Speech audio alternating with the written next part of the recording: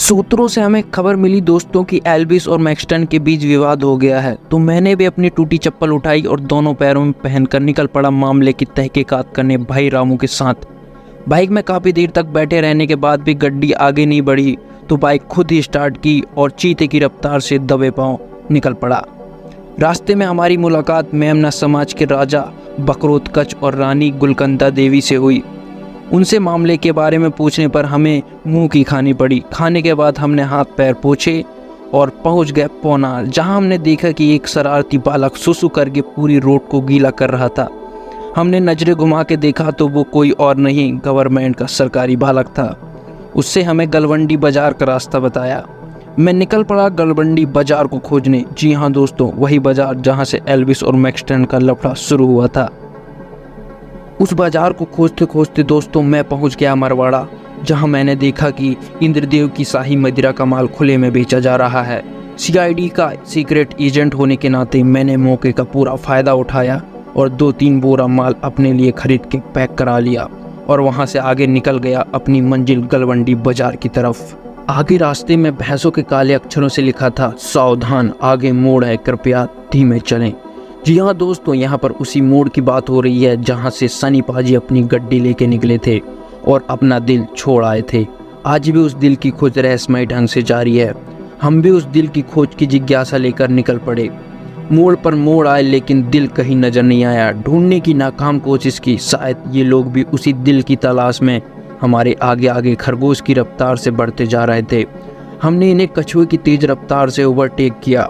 दिल तो नहीं मिला दोस्तों, लेकिन नारायण मिल गए। हमने हमारा 4-4 इंच का माथा टेका और सनी पाजी के दिल का ख्याल अपने दिलो दिमाग से निकाला और अपना मकसद जेब में रखते हुए आगे बढ़ गए। रास्ते में हमें एक मुंबासा क्लान का सीक्रेट एजेंट मिला। उसने हमें बताया कि गलवंडी बाजार पहुंचने के लिए राजमाता आंटी जी का आशीर्वाद प्राप्त करना जरूरी है। हमने मन ही मन आशीर्वाद प्राप्त करने की कोशिश की, लेकिन आंटी जी ने बिल्कुल भी भाव नहीं दिया और मन ही मन बोली, दफा हो जाओ मेरी सल्तनत से, वरना बर्तन मांजने पड़ेंगे। हमने तुरंत अपनी गड्डी स्टार्ट की और पहुंच गए छिंदवाड़ा शहर, जहां हमने देखा एक बहुत ही भयानक विचित्र जानवर जिसने पूरे वकांडा क्षेत्र में बदहज़मी मचा के वहां से भाग गया था। जी हाँ दोस्तों, यही है वो लंबे लंबे बड़े बड़े दांतों वाला जानवर जिसने छिंदवाड़ा शहर में आतंक मचा के रखा है। सुनने में आया है कि ये पिछले हफ्ते यूपी में था। शुक्र है नगर पालिका वालों का, जिन्होंने इस जानवर को अपनी जान जोखिम में डालकर बंदी बनाकर रख लिया। इसके बाद फाइनली दोस्तों हम पहुंच गए गलवंडी बाजार, जहां 2 मोर आपस में झगड़ा कर रहे थे। शायद मियां बीबी रहे होंगे। हमने उनका तालाक करवाया और घुस गए गलवंडी बाजार के अंदर, जहां हमारी मुलाकात हुई दोस्तों एक अव्वल दर्जे के सीक्रेट एजेंट से, जो एजेंट होने के साथ साथ माल की तस्करी में भी एक्सपर्ट था। उसने हमारे माल को सूंघते ही पहचान लिया कि ये तो इंद्रदेव का शाही मदिरा का माल है। उसने माल की अच्छी कीमत लगाई और मोटी रकम देके माल को बस में लोड करवाने लगा। इनमें से एक ने सस्ता माल फूंक रखा था और माल लोड करवा के कोलकाता भेज दिया।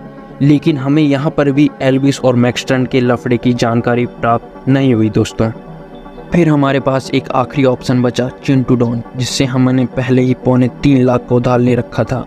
चिंटू डॉन से मिलने के बाद पता चला कि मैटर तो एंजेलियंस ने पहले ही सॉल्व कर दिए थे। फिर हम वहां से निकलकर पहुंच गए रेलवे स्टेशन, जहां चिंटू डॉन का माल ट्रेन के डब्बों में लोड होकर आने वाला था। ट्रेन आती ही हम बहुत खुश हुए, लेकिन हमने देखा कि लूटने वालों को माल इतना सस्ता लगा कि उन्होंने माल के साथ साथ ट्रेन के डब्बों को ही गायब कर दिया और सिर्फ इंजन बस स्टेशन पहुँच पाया। शायद किसी बड़ी गैंग को इसकी खबर लग चुकी थी। फिर हमने अपनी जान बचाते हुए दबे पाँव वहाँ से भाग निकले और पेट्रोल पंप पहुंचकर 69 रुपये का पेट्रोल डलवाया और घर पहुंच गए। फिर बाद में हमें पता चला कि हमारी हाईवे वाली पुश्तैनी ज़मीन, जो हमारे दादा के परदादा ने बेच दी थी, वहाँ पर कुछ आतंकवादियों ने अतिक्रमण कर रखा है। फिर हमारा खून खौला दोस्तों और हम तमाशा देखने चले आए।